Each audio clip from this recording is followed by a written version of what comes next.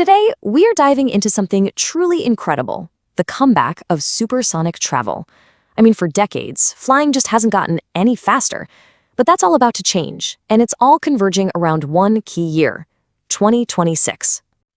And look, that promise, that's not some far-off dream anymore. It is right around the corner. We're talking about a reality that's being fueled by some amazing breakthroughs in technology, brand new science, and a really crucial shift in the rules of flight. So to really get how we're getting there, we're going to look at four key things. First, why is this happening right now? Then we'll get into the amazing machine at the center of it all. After that, how science is finally solving that pesky sonic boom problem. And finally, we'll check out the high-stakes race to own the supersonic sky.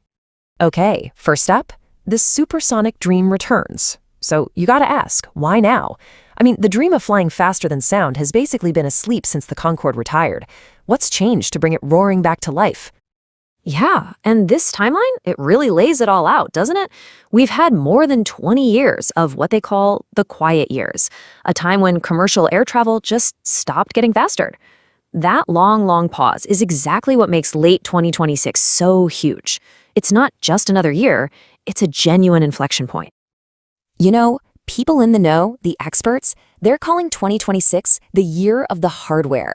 This is that moment where these incredible ideas finally jump off the drawing board and onto the runway.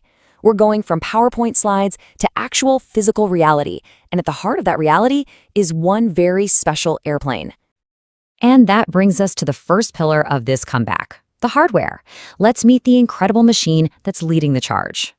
So the main character in this whole story, it's the Boom Overture, and the specs are just wild.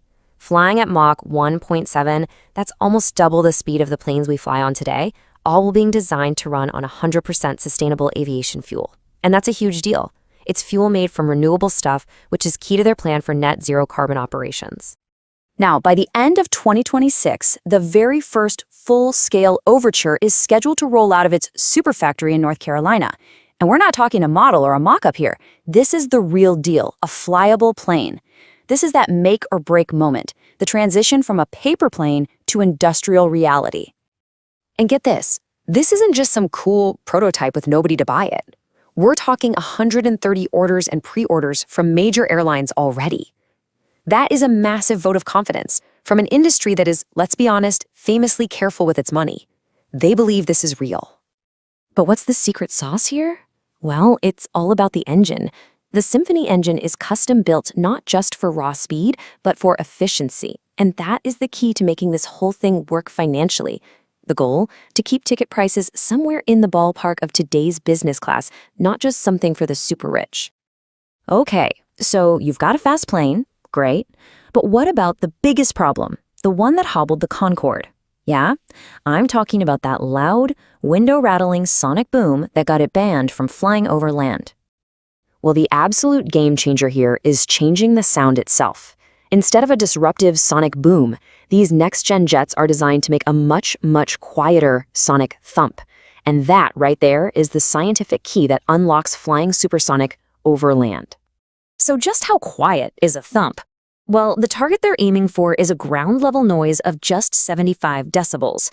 But what on earth does that actually sound like in the real world? Think about this. 75 decibels. That's basically the sound of a car door closing, but like down the street a ways. It's just background noise, right? Not some startling event. It's the kind of sound that just blends into your day. And this isn't just wishful thinking. There's a solid 3-step plan to make this happen. So in 2026, NASA's going to be flying its X-59 jet to prove this quiet thump science actually works.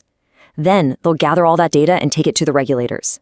And based on that data, the FAA is required, mandated, to propose a new rule by December 2026 that could finally end that 52-year-old speed ban over land.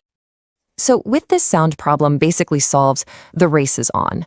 And it is a high-stakes, competitive race because, believe me, Boom is definitely not the only company trying to break the sound barrier. But first, let's be real for a second. This race is brutal. Building these jets costs an insane amount of money. And as we saw with the competitor Exosonic shutting down, not everyone makes it to the finish line. It's a tough business. So here's a look at who's still in the running, and they're all kind of aiming for different things. You've got Boom, of course, going for the big commercial airliners. Then you have Spike Aerospace, who's targeting the private business jet market. And then you've got companies like Hermeus, who are pushing things even further into the crazy fast world of hypersonic flight. We're talking Mach 5 and beyond. But even for these frontrunners, there are still some huge question marks. First, there's the fuel. Can we actually make enough sustainable aviation fuel to power a whole fleet of these things? Second, the money. Can they raise the billions needed to really ramp up manufacturing? And finally, the engine itself. Will it perform as reliably as everyone hopes? These are the big questions that need answers. So, when you pull back and look at the big picture, it's pretty clear we're on the edge of something historic. This isn't just about getting from point A to point B faster. It's about totally changing our relationship with distance itself. And that's really why late 2026 is the moment we're all watching. It's this perfect triple threat convergence. You have the actual hardware from Boom, the quiet flight science proven by NASA, and the new rules being written by the FAA.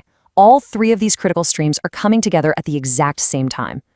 Which leaves us with one final big question. When New York is only 3 hours from London, when distance just isn't that much of a barrier anymore, what does that really change?